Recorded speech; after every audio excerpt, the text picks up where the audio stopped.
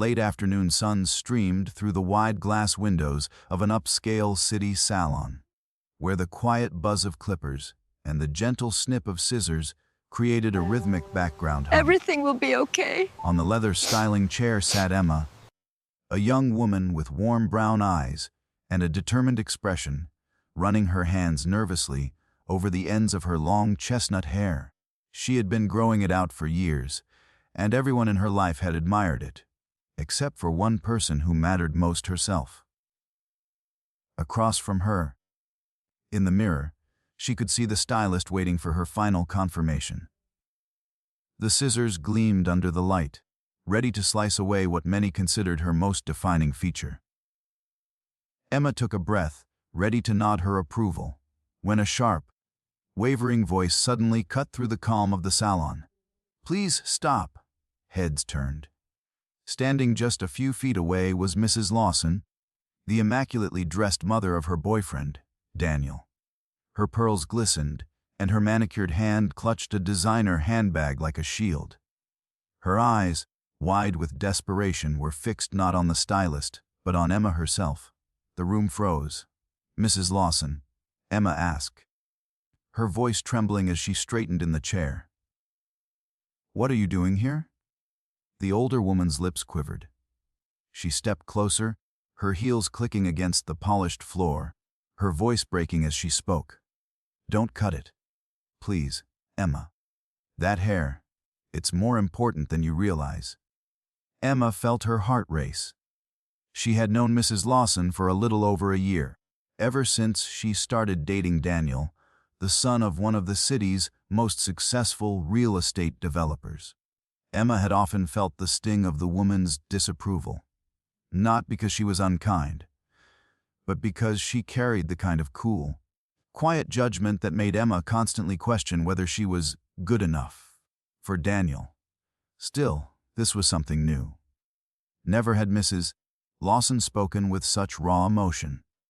"I don't understand," Emma said softly. "It's just hair. Why would it matter so much?" The salon staff exchanged awkward glances, the stylist lowering her scissors, but still keeping them poised, as though unsure whether to step away or continue. Mrs. Lawson took another step forward.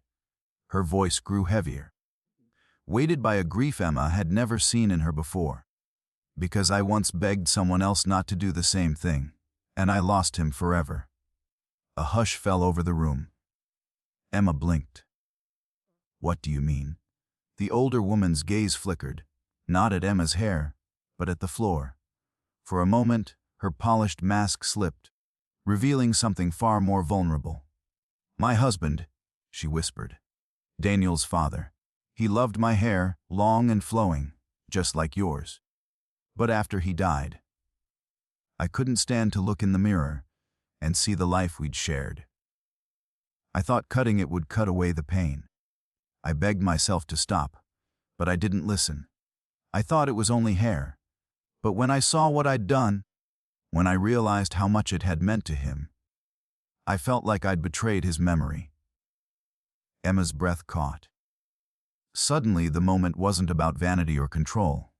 It was about loss, memory, and the symbols we tie to love. She felt the tension in her chest shift, turning from defiance to empathy. "Mrs. Lawson," Emma whispered, unsure what else to say. The older woman's eyes filled with tears, though she quickly blinked them back. "I see my son looking at you the way his father once looked at me. And when I saw you sitting here, ready to let it all fall away, I felt that same fear rise up. I can't watch another woman I love make the same mistake. Please, Emma, don't do this." The stylist set the scissors down completely now, sensing the gravity of the moment. The other clients in the salon pretended to look at magazines or their phones, but their ears were tuned sharply to the drama unfolding in front of them. Emma felt torn. For months, she had been dreaming of this haircut, telling herself it was her chance to take control of her image, her identity, and finally live on her own terms. But now, looking into the pleading eyes of Daniel's mother, she felt trapped between her own autonomy and the weight of someone else's grief. Before she could respond, the salon door swung open with a rush of cold air from the street outside. And there he was, Daniel. His normally calm, confident face was pale, his chest rising and falling rapidly as if he had run all the way here. "Mom? Emma?" His voice cracked as he stepped forward. "What's going on?" Emma froze in the chair, her half-tied hair falling loosely over her shoulders. She tried to form words, but Mrs. Lawson spoke first, her voice trembling. "Daniel," I begged her not to cut it. "Please, you tell her too. Don't let her do this." Daniel's eyes darted from his mother to Emma, then to the scissors lying on the counter. He looked utterly shaken, like he had walked into a nightmare he couldn't understand. "Mum," he whispered, his tone a mix of disbelief and hurt. "Why are you here? Why does her hair matter so much to you?" Mrs. Lawson pressed a trembling hand to her chest. "Because I can't lose this, Daniel. I can't watch the past repeat itself. You know what your father meant to me. You know what it cost me when I—" Her voice broke, and for the first time, Daniel saw the cracks in the armor of the woman who had always seemed unshakable. Emma's throat tightened, her heart pounding with the weight of a decision she hadn't expected to carry. The scissors, the symbol of freedom she had been craving, suddenly felt heavier than ever. The silence between the three of them stretched until it became unbearable. Finally, Daniel took a slow step forward, his eyes locked on Emma. His voice was low, filled with a mix of urgency and tenderness.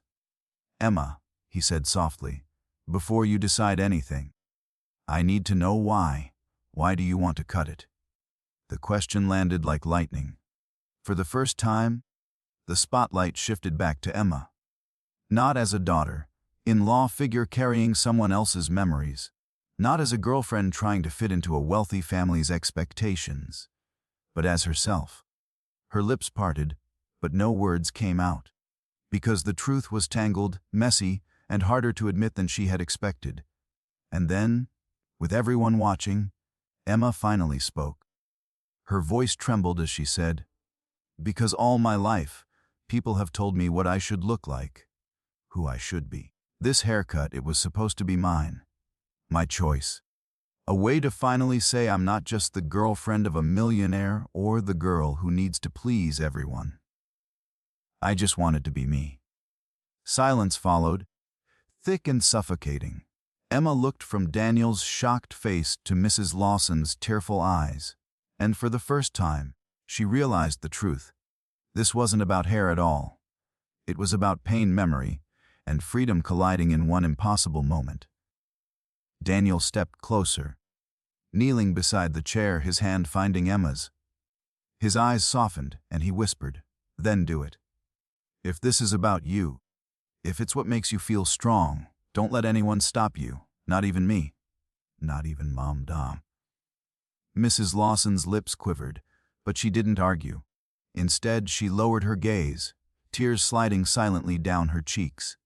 Emma looked at her reflection one last time. With a deep breath, she nodded to the stylist. And as the first lock of hair fell, she felt lighter. Not because of what she lost, but because at last the choice was truly hers.